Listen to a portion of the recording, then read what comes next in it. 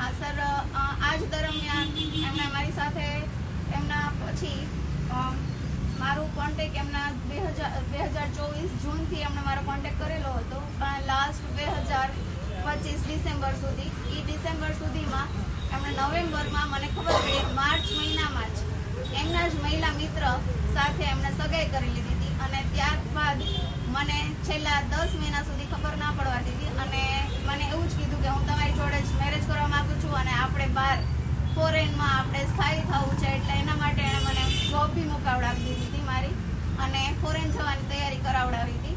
અને જ્યારે ખબર પડી સર કે એમની સગાઈ થઈ ગઈ છે, એમના મમ્મી અને એમના મંગેતર મારા ઘરે આવીને મારી સાથે બહુ બધી મને અપશબ્દો કીધેલા છે, ન બોલવાનું બોલેલા છે. અને એમના મમ્મી ખાસ એમના માતુશ્રી નીલેશ્વરી દેસાઈ, જે મારા ઘરે આવીને મને ધમકાવી ગયા છે.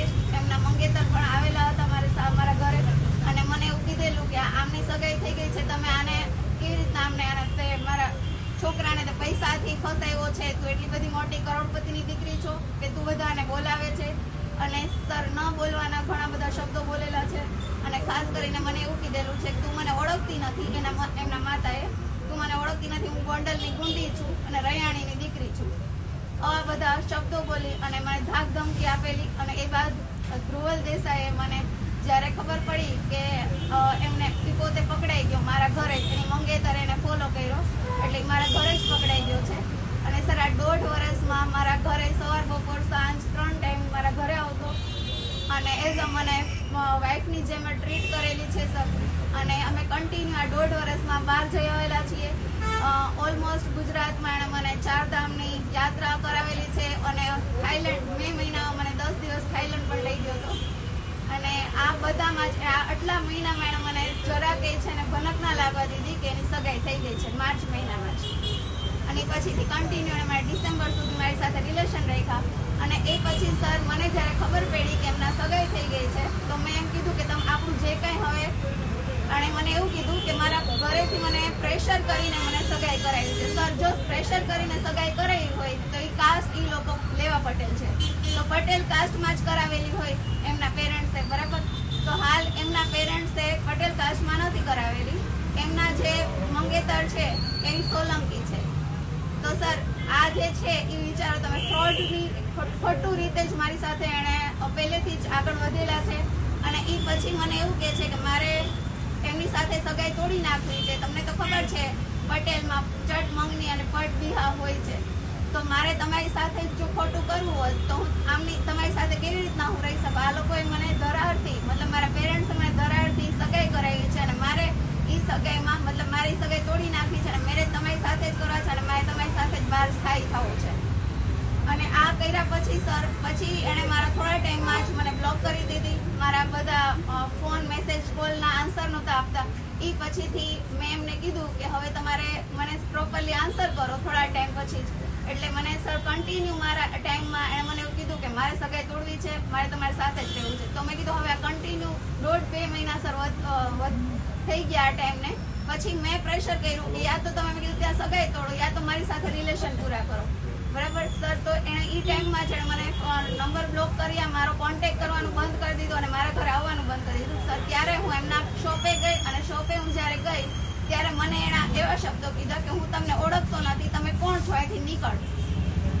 અને મેં એમ કીધું કે જે કંઈ આપણો પૈસાનો વહીવટ થયેલો છે એ મેં કીધું આપણે કમ્પ્લીટ કરી નાખીએ. તો એમણે મને એમ કીધું ક્યાં પૈસા, તમે મને કોઈ પૈસા નથી આપેલા અને હું તમને ઓળખતો નથી.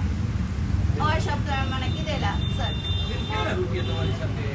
સર અંદાજે છે ને ટોટલી મારા 6,34,000 ઉપરનું છે. 34,000નું મારું ગોલ્ડ એણે વેચી નાખેલું છે અને 6,000 અંદાજે, આ 6 લાખ રૂપિયા અને 34,000નું એણે મારું ગોલ્ડ વેચાવી નાખ્યું. ફરિયાદ નોંધાવી છે, શું ફરિયાદ છે અને શું કહેશો, તમારી સાથે શું ઘટના બની છે? હા સર, ફરિયાદ એવી છે કે મારા જ્યાં હું શાળામાં અભ્યાસ કરાવતી હતી એ શાળાનો સિનિયર વિદ્યાર્થી મારી સાથે ફેસબુક થ્રુ એણે મારો કોન્ટેક્ટ કર્યો અને વાતચીત ચાલુ થઈ. એ દરમિયાન જ એણે મને લગ્નની લાલચ આપી અને મારા પૈસા પડાવેલ છે અને મારા ઘરમાંથી સોનું જે બચાવીને મતલબ સોનું લઈ લીધું છે અને ચોરી છુપીથી અને વેચી નાખ્યું છે. અને મેં એને ઓનલાઈન પેમેન્ટ અને શું કહેવાય મારું સેવિંગ, મારું પીએફ એવી રીતના મેં એને પૈસા થ્રુ મદદ બી કરેલી છે. અને જે હાલ પછી મને આવા લગ્નની લાલચના આ કારણે અને મારી સાથે 1.5 વર્ષ સુધી શરીર સંબંધ બાંધેલા છે અને શારીરિક શોષણ કરેલું. પેલા વ્યક્તિ સામેવાળી વ્યક્તિ છે એ શું નામ છે ને શું અત્યારે ધંધો કરે? સર એમનું નામ છે ધ્રુવલ પંકજભાઈ દેસાઈ. ખાલી અમૂલ પાર્લરનો શોપ છે, અમૂલ પાર્લરની અંદર. કઈ રીતે બેન કોન્ટેક્ટ કર્યો તો આપને ને શું કહેશો? હા સર, એકચ્યુઅલી મેં કીધું એમ જ કે મારી શાળામાં ત્યાં સિનિયરમાં સ્ટુડન્ટ હતા, ત્યાં અભ્યાસ કરતા હતા અને એના થકી અમે લોકો ફેસબુક ફ્રેન્ડ હતા. અને ત્યારથી પછી 10-12 વર્ષ પછી એણે મને કોન્ટેક્ટ કરેલો અને મારા સ્ટાફ સાથે અને એમના મિત્ર દ્વારા એને મારા અંગત મતલબ મારી પર્સનલ લાઈફ વિશે એને મોસ્ટલી ખબર હોવાથી એણે મારો કોન્ટેક્ટ કરેલો છે. અને એને ખ્યાલ પડ્યો છે કે હું ડિવોર્સી છું અને સિંગલ છું, એના કારણે એણે મારો કોન્ટેક્ટ કરેલો હતો. અને પહેલેથી જ એનો ઈરાદો એવો હતો કે આ વ્યક્તિ એકલી રહે છે તો હું આની સાથે આવી રીતના આગળ રિલેશન વધારું. કેટલામાં ધોરણમાં અભ્યાસ કરતો હતો?